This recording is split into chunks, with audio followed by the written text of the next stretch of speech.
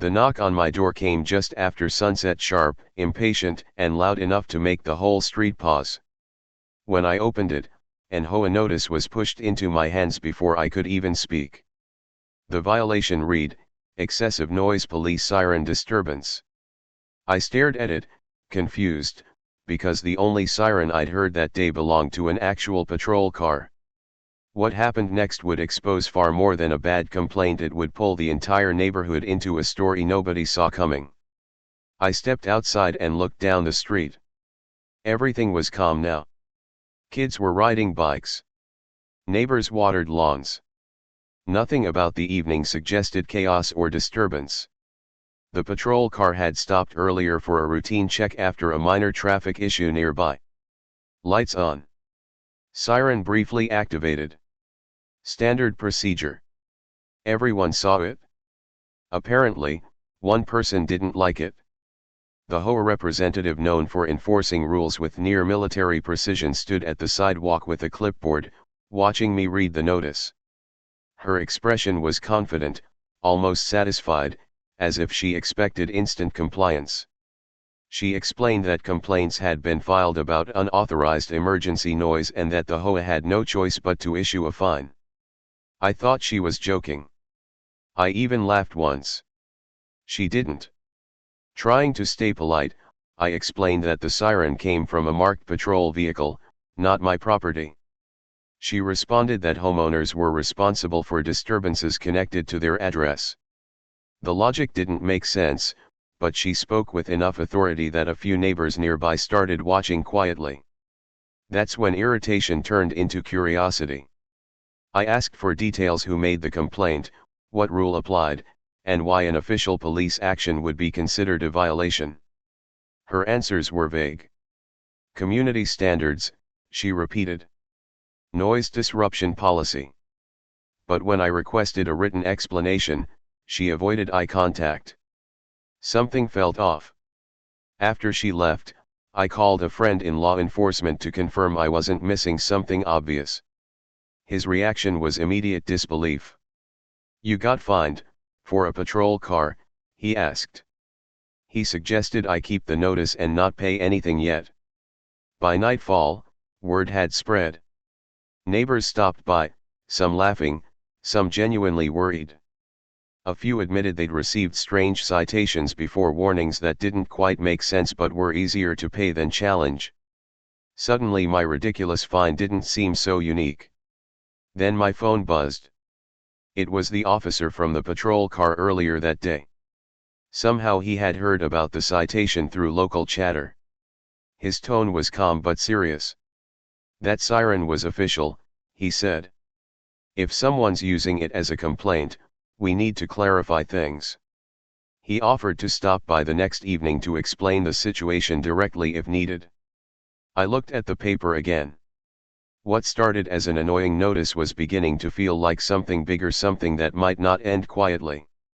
Because if the HOA was willing to fine people for official police activity, what else were they doing? The next morning, the fine still sat on my kitchen table, but it felt heavier now, less like a piece of paper and more like a question waiting for an answer. I reread the wording again: excessive noise caused by police siren activity connected to property occupants. The sentence sounded official, yet the logic behind it was absurd. A patrol car had briefly activated its siren while responding to a situation on a public street. How could that possibly become my responsibility? Outside, neighbors greeted me differently than usual. Some smiled knowingly. Others shook their heads and said, "I heard what happened." The story had traveled faster than I expected. What surprised me most was how many people reacted with concern instead of laughter. One older resident quietly pulled me aside and told me she once received a fine because a delivery truck blocked part of the road for 3 minutes. Another said his guests were warned for parking legally but too close to a mailbox. The more people talked, the clearer a pattern became: unusual rules enforced in ways that didn't always make sense. By afternoon, the HOA representative returned. This time she came with another board member, both carrying folders. She explained that the fine would stand unless I appealed formally and paid a review fee. That part stopped me cold. A fee just to challenge a citation tied to an official police vehicle? The conversation felt less about rules and more about control. I asked directly whether anyone had verified the source of the siren. She avoided the question again. Instead, she repeated that multiple complaints were received and that the HOA had a duty to act. The confidence in her voice suggested she expected me to give up and pay quietly. But now I wasn't the only one listening. A few neighbors stood nearby, pretending to check their mail while clearly paying attention.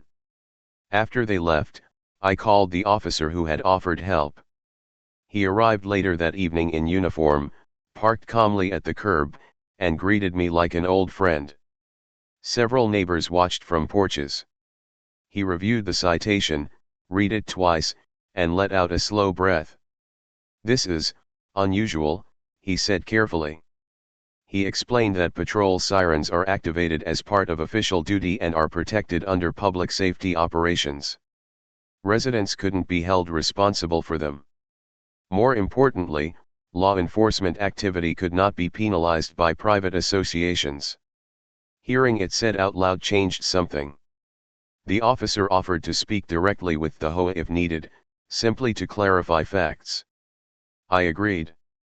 Not because I wanted a fight, but because the situation had already moved beyond me. As the sun started setting, the officer stood by his patrol car and looked down the quiet street. "You know," he said, "we've responded here before for small complaints that didn't really go anywhere." That caught my attention. He didn't elaborate much, but the tone suggested history, a pattern of calls that felt unnecessary. When he drove away, I noticed more neighbors outside than usual. Conversations were growing. People were sharing stories. And for the first time, it felt like everyone was looking at the HOA differently. The fine on my table hadn't just started an argument. It had opened a door. And I had a feeling someone on the other side wasn't ready for what came next. The next evening arrived with an unusual sense of anticipation. Word had spread that a real patrol officer was coming to discuss the fine, and neighbors lingered outside longer than normal, pretending to water plants or walk dogs while keeping an eye on my driveway. It felt strange, like the whole street was waiting for something important to happen without admitting it aloud. Right on time, the patrol car turned the corner. This time there were no flashing lights, no siren, just a quiet, official presence. Officer Martin stepped out, calm and professional, carrying nothing more than a notepad. He wasn't there to cause trouble. He was there to clarify facts. But somehow that made the moment feel more serious. The HOA representative arrived minutes later, clipboard already in hand. She looked confident, though I noticed a flicker of irritation when she saw the officer standing in my driveway. She greeted him politely but quickly explained that the HOA had acted according to community policy. The complaint, she said, came from residents disturbed by a loud siren near my property. Officer Martin listened patiently. Then he asked one simple question. "Was the siren from my patrol car?" Silence.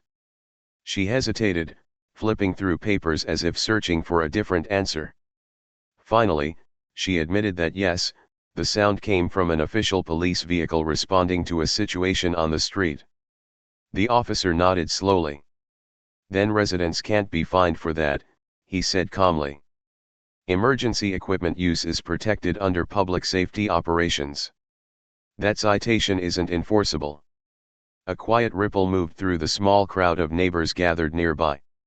The HOA representative tried to argue that community noise policies applied universally.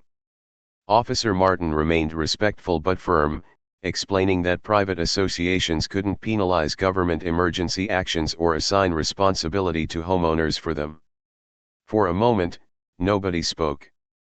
Then something unexpected happened. A neighbor stepped forward and said she'd received a similar notice months earlier, this time about emergency vehicle disturbance during an ambulance response.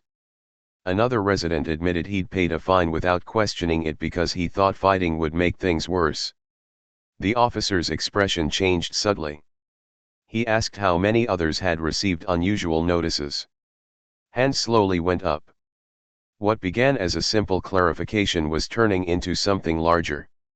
The HOA representative looked increasingly uncomfortable as stories surfaced, warnings over things residents never fully understood, penalties that seemed inconsistent, complaints that escalated quickly.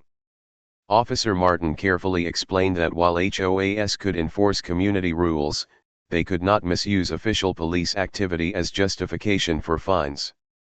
He encouraged residents to document anything that seemed questionable and to ask for written explanations. The conversation remained polite, but the balance of power shifted visibly. When the officer finally turned back to me, he suggested formally requesting the citation be removed. His tone carried more than advice, it felt like a warning to proceed carefully because something about this situation didn't add up. As he left, neighbors stayed outside talking in small groups. The HOA representative walked away quickly, avoiding eye contact. I stood there holding the citation, now knowing it shouldn't exist at all. And for the first time, I realized this wasn't just about one ridiculous fine. It was about a system nobody had ever questioned until now. And once people start asking questions, answers aren't always comfortable. By the time I formally submitted my appeal, the fine had already become a symbol of something bigger. What started as a ridiculous citation over a police siren was now being whispered about across driveways and group texts. People weren't just curious anymore, they were watching. The HOA required a written appeal and a non-refundable review fee. I paid it, not because I agreed with the process, but because I wanted everything documented. I attached a copy of the citation, a written statement from Officer Martin confirming the siren was official, and a brief explanation of public safety exemptions. 3 days later, I received notice that the appeal would be reviewed at the next board meeting. The meeting was scheduled for Thursday evening. By 6 o'clock, the community room was fuller than anyone expected. Neighbors who had never attended a single HOA session were now seated in folding chairs along the walls. Some carried their own notices, crumpled letters, printed emails, warnings they'd quietly paid months earlier. When the board members entered, they looked surprised by the turnout.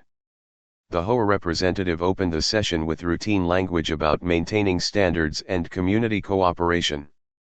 Then she called my case forward. I stood up, heart steady but voice calm. I explained that the siren belonged to an official patrol car and that law enforcement had confirmed the fine was unenforceable. I handed copies of the officer's statement to the board.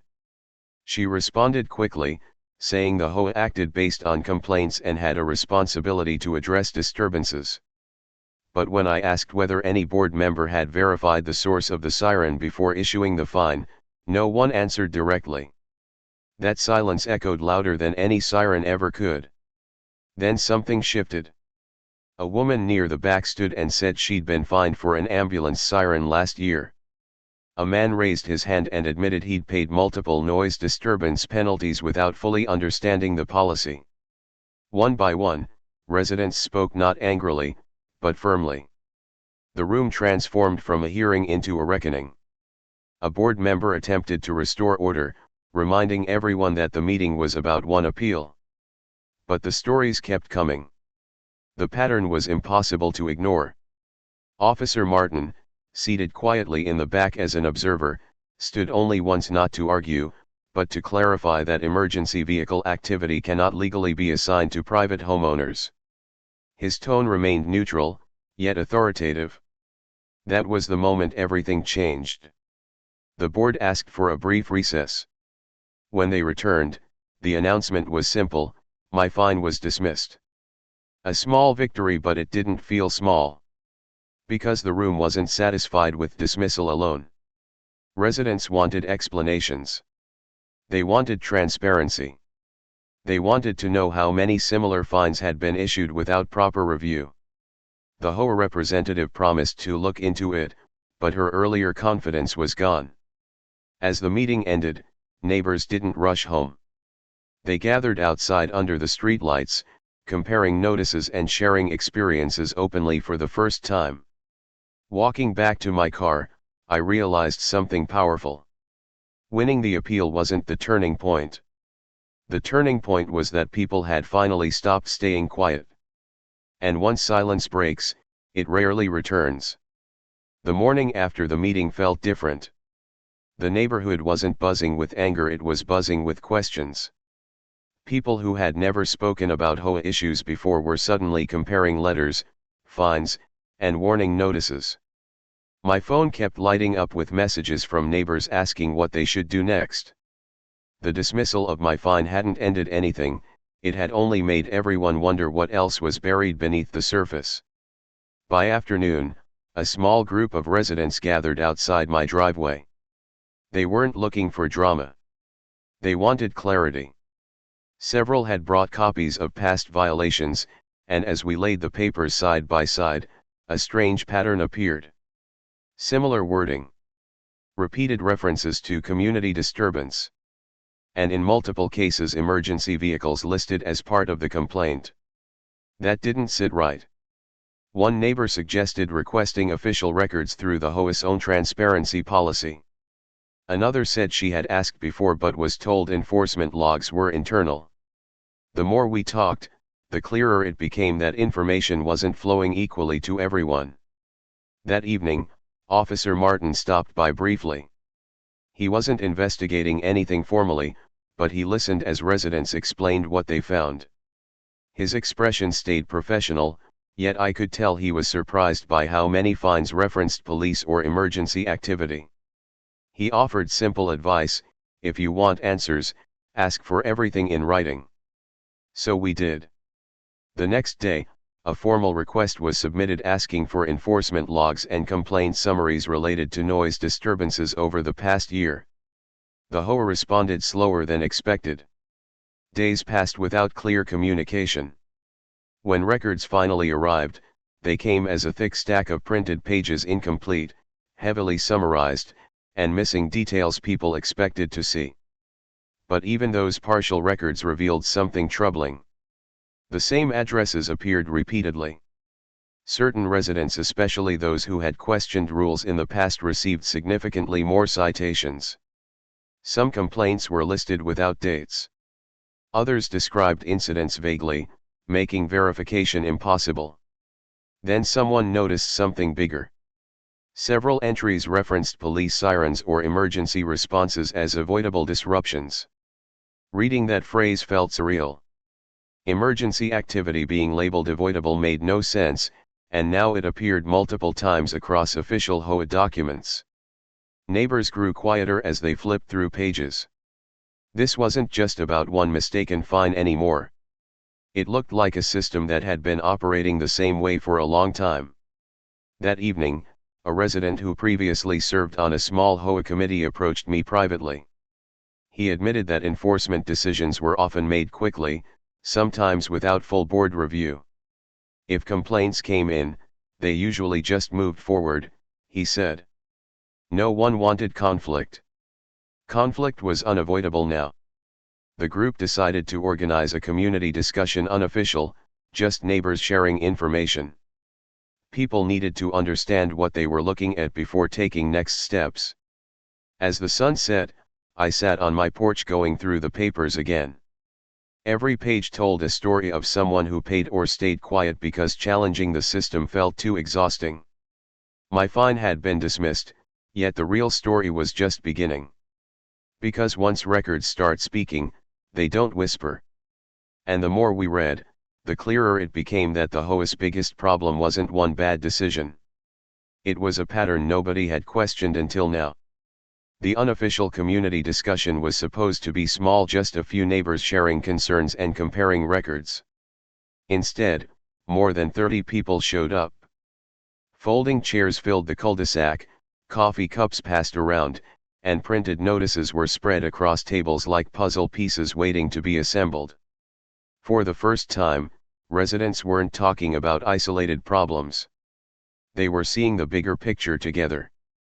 Everyone had a story. One family described repeated warnings about noise when their children played outside during daylight hours. Another neighbor explained how he received escalating fines after questioning a landscaping rule. Several residents admitted they paid penalties simply to avoid being targeted again. The pattern wasn't loud or obvious before, but now it felt impossible to ignore. As people spoke, something shifted emotionally. The fear that once kept everyone quiet slowly disappeared. Conversations became more confident, more honest. People realized they weren't alone. Halfway through the meeting, someone asked the question that changed everything. What if this has been happening for years? Silence fell. That thought carried weight. If the records we had were incomplete, then the true scale might be much larger. A retired accountant volunteered to review the documents more carefully. Another resident suggested requesting financial summaries to see how fines were being used.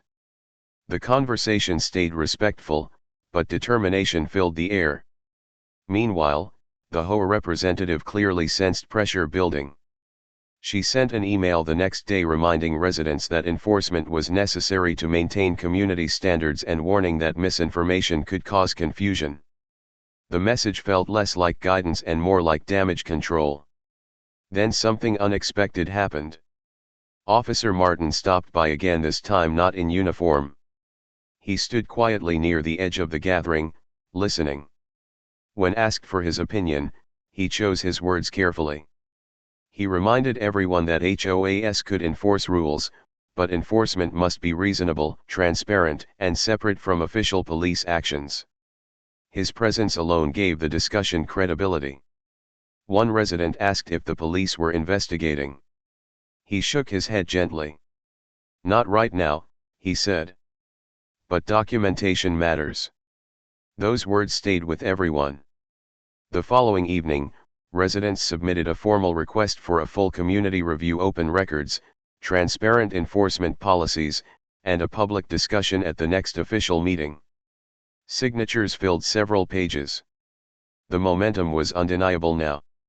For the first time, the HOA board couldn't treat complaints as isolated incidents. The community was united. As the days passed, tension grew. Neighbors noticed fewer warning letters appearing. Conversations between board members seemed hurried. Something was changing behind the scenes. Then came the announcement. A mandatory HOA meeting would be held to address enforcement concerns. The tone of the notice felt different, cautious, almost defensive. Standing in my driveway reading it, I realized how far things had come. What began with one ridiculous fine about a police siren had turned into a full community reckoning. And the next meeting wouldn't be about me anymore. It would be about everyone. Because once people realize they have a voice, they don't go back to silence. And deep down, I had a feeling this next chapter would reveal truths the board wasn't ready to explain. The night of the mandatory HOA meeting felt different before it even started. Cars lined both sides of the street, far more than usual, and residents walked toward the community hall with a quiet determination that hadn't existed months earlier. There was no shouting, no anger in the air, just expectation. People were ready to listen, but they were also ready to ask hard questions. Inside, every chair was filled. The board members sat at the front table, shuffling papers nervously. The HOA representative avoided eye contact with the crowd, her usual confidence replaced by visible tension. I took a seat near the middle, surrounded by neighbors who once stayed silent but now spoke openly. The atmosphere felt less like a routine meeting and more like a turning point. The session opened with a carefully prepared statement. The board acknowledged community concerns and explained that enforcement policies were meant to preserve safety and harmony. They insisted that any confusion over citations was unintentional. The words sounded polished, but people were no longer satisfied with general explanations. A resident stood up immediately and held out a stack of notices. "Why were emergency sirens listed as homeowner violations?" she asked. The room went silent. The HOA representative answered cautiously, saying complaints were processed based on reports received and that sometimes details were misunderstood. Another resident asked why certain households appeared repeatedly in enforcement logs while others never did. A third questioned the appeal fees that discouraged people from challenging citations. One question led to another. Then the retired accountant who reviewed the records stood and calmly presented his findings. He explained patterns: recurring charges, vague documentation, inconsistent enforcement language. The numbers spoke louder than any opinion. Murmurs spread across the room. The board members looked at one another, realizing they couldn't dismiss this as simple misunderstanding anymore. At that moment, Officer Martin entered quietly and sat at the back. He wasn't there officially, just observing. But his presence changed the energy. When asked directly about the legality of siren-related fines, he confirmed again that official emergency vehicle activity could not be assigned to private residents. The statement landed heavily. The HOA representative tried to regain control, but residents were organized now.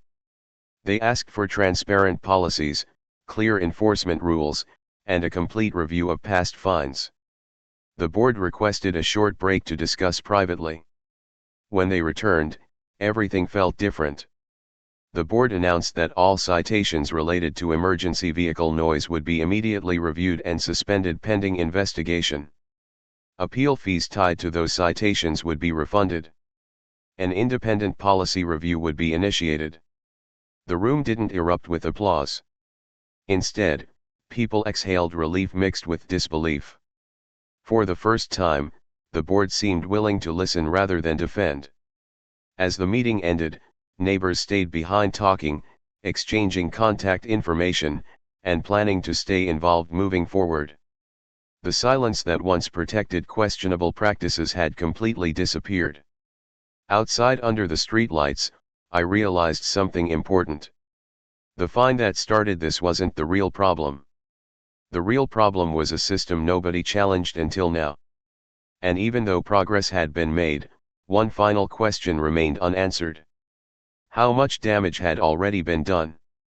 Because the last chapter wasn't about policies or meetings anymore. It was about what happened next after the truth finally came out. The final chapter didn't arrive with drama. No flashing lights, no shouting, no confrontation. Instead, it came in the form of a simple email sent to every resident 2 weeks after the meeting. The subject line read, "Community Enforcement Update." But what it contained marked the true ending of a story that began with one absurd fine over a police siren. The message announced that multiple citations, including mine, were officially dismissed. Review of past enforcement practices revealed inconsistencies, and several policies would be rewritten entirely. Appeal fees connected to questionable violations were being refunded. More importantly, the board committed to open meetings, clearer documentation, and resident oversight moving forward. It felt surreal reading those words. The same system that once seemed untouchable was now apologizing. Neighbors began stepping outside again, not because something was wrong, but because the tension that hung over the community had finally lifted. People smiled more. Conversations lasted longer. The street felt lighter somehow, like everyone had been holding their breath for months without realizing it. A few days later, a follow-up gathering happened, unofficial, casual, just neighbors bringing snacks and folding chairs into the cul-de-sac. There were no speeches, no formal agenda. People simply talked. Stories came out about citations that made no sense, warnings that scared families, and how many felt isolated before speaking up together. Officer Martin drove by during patrol and slowed just long enough to wave. Someone joked about the famous siren that started everything, and laughter echoed down the street. Looking around, I noticed something I hadn't seen before. The community felt like a community again. The HOA representative eventually stepped down from enforcement duties. No big announcement, no dramatic exit, just a quiet change. A new committee formed with volunteers from the neighborhood, including people who had once been afraid to attend meetings at all. Transparency boards went up. Rules were rewritten in plain language. The process wasn't perfect, but it was honest. One evening, I sat on my porch watching the sun dip behind the houses, thinking about how ridiculous the entire situation once felt. A patrol car uses a siren. HOA issues a fine. Resident questions it. Simple, right? Except it wasn't simple at all. That one moment had exposed something deeper: how easily people accept systems when they believe questioning them won't make a difference. And how quickly things change once someone finally asks, does this actually make sense? The street was quiet now. Kids rode bikes again without parents worrying about notices. Neighbors chatted without glancing over their shoulders. The atmosphere felt peaceful in a way I hadn't noticed before. I looked at the empty space where the patrol car once stopped and smiled. The siren that triggered a fine had ended up doing something unexpected. It woke people up. And maybe that was the real lesson. Sometimes the biggest changes don't start with grand events. Sometimes they start with one small moment that makes someone say what that can't be right. Their story ended not with victory or defeat but with understanding, and in the quiet understanding, the neighborhood finally found its balance again. Welcome to Karen Universe, where we dive into every wild, quirky, and intriguing story out there. If you enjoyed the, don't forget to subscribe to Karen Universe, share with your friends and drop your thoughts in the comments.